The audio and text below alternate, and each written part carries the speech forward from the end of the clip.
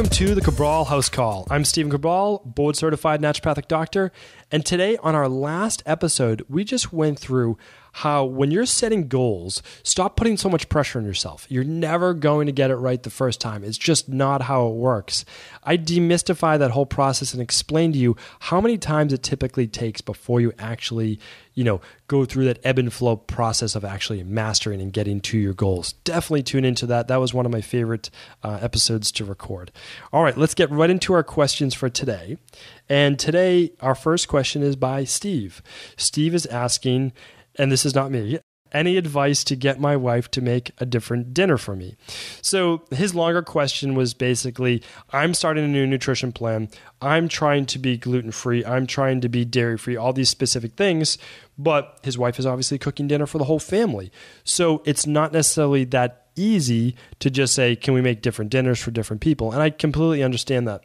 When I was growing up and I was in high school and I went through a lot of these issues myself, my mother actually had to do specific gluten-free things for me and other things, that were only for my diet.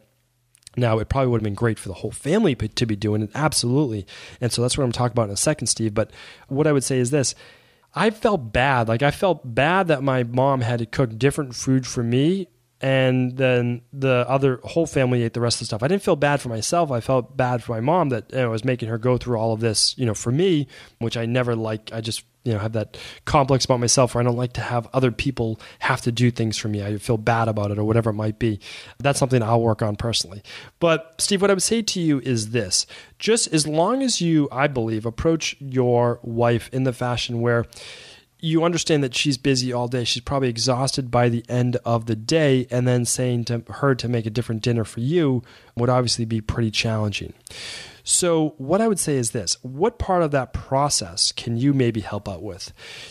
Start to go online and maybe find some certain recipes or some different things like that, and look at the dinner that your wife is already creating. And this can go vice versa. Now, I'm not, someone who says like, oh, well, your wife is going to cook all the meals and then men don't have to cook any dinners at all. I don't feel that way. There are so many guys who love to cook, and you could be doing this vice versa. So please always apply this to your own life. But in Steve's case, what we're saying is your wife is cooking a specific dinner. Now, usually that dinner is going to be 90% or 80% good for you. What might not be good for you? Maybe let's say a typical dinner, maybe the dinner is some chicken and then she's making pasta and she's doing, peas on the side or something like that. Okay. So you're going gluten-free. So you can have the chicken, you can have the peas, right? Okay. So can you do chicken with an extra serving of peas, just asking your wife to make more peas, and then adding olive oil to that? And that's your dinner right there. And then maybe you just buy salad at the grocery food store, which literally what bagged salad, that's it. Open it up, put it into a bowl, and then there you go. There's your salad. So you could do that. That's a really simple fix, right? And then you're just not having the pasta. Or can you just ask your wife to put on a pot of rice? Or you can do this yourself. You can literally buy a rice maker, which is very inexpensive, and you can just have rice waiting for you for that night for dinner if you would like a gluten-free starch.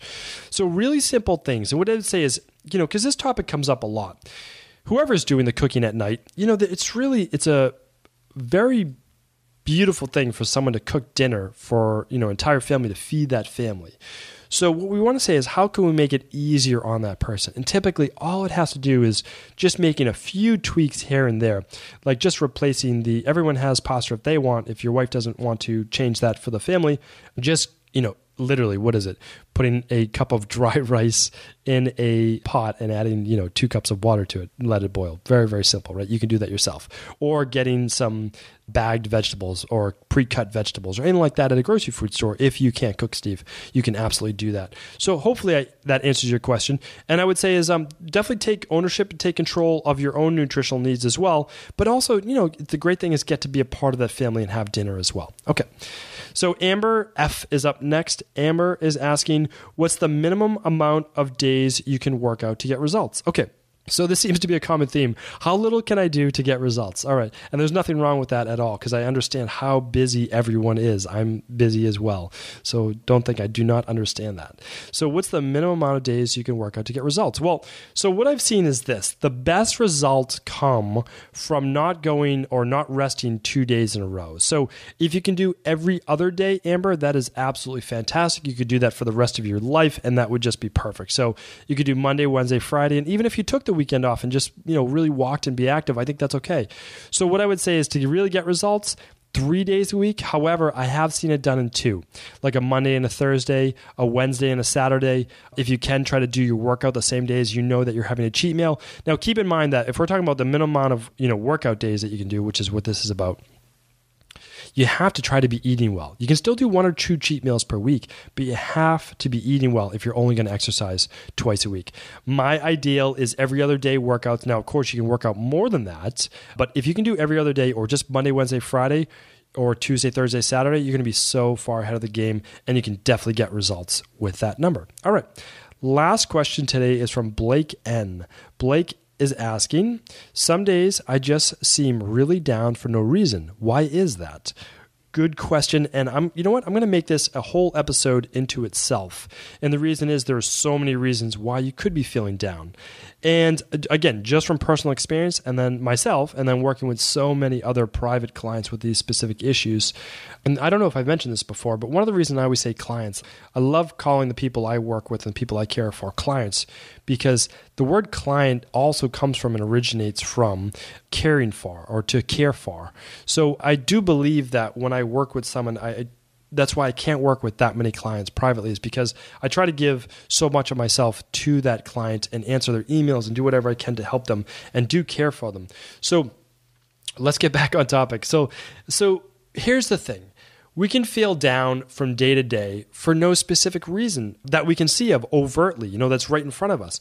But there's always a reason why. So Blake, this is what I want you to do. I want you to actually look at what you ate that night before or day before that could be affecting you that next morning. Because keep in mind, if your whole gut is inflamed, like let's say you went out that night before and you had alcohol. Alcohol is a depressant, and a lot of people that next day, they actually don't feel that great, and their body's going through detoxifying that ethyl alcohol.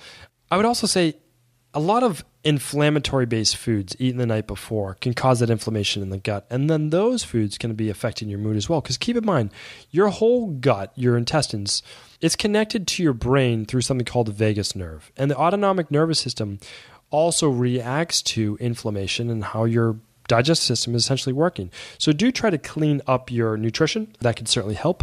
Also, hormones. I actually don't know if Blake is a man or a woman here. So what I'd like to do is talk about specifically. Now, the interesting thing with guys as well is they start to see this cyclical pattern in a male's body as well with fluctuations in testosterone. But specifically for females, in my practice, depending on where you are in your cycle, about 5 to 7 days before day 1 of your cycle starts, before menstruation, you're actually going to get a typical drop in progesterone as that's starting to come down. And sometimes it goes too low, and estrogen can maintain or almost be level during that last 5 to 7 days. And this can lead to acne, it can lead to digestive issues, it can lead to low mood. So Blake, this is something to at least track within your own cycle, see if this is specifically it, and if it could be what's called estrogen dominance. That's one thing to look at.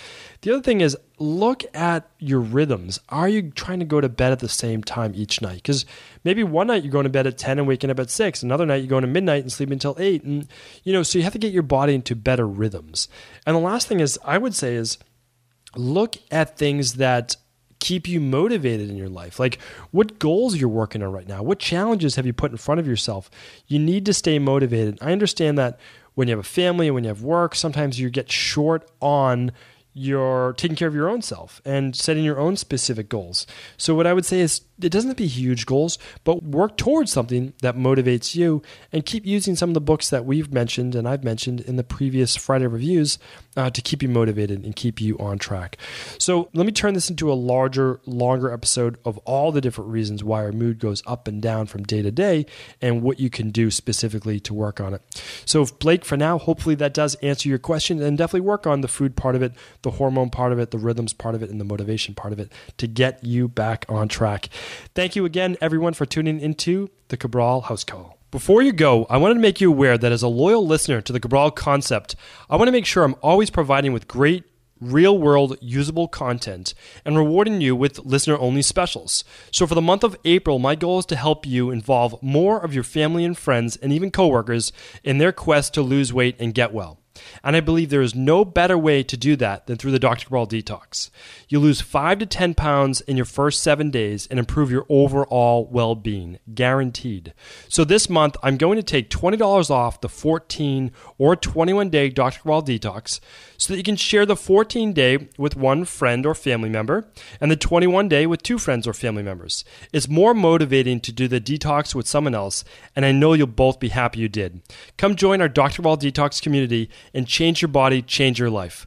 To take your $20 off, just enter the promo code APRIL20, all lowercase, at checkout.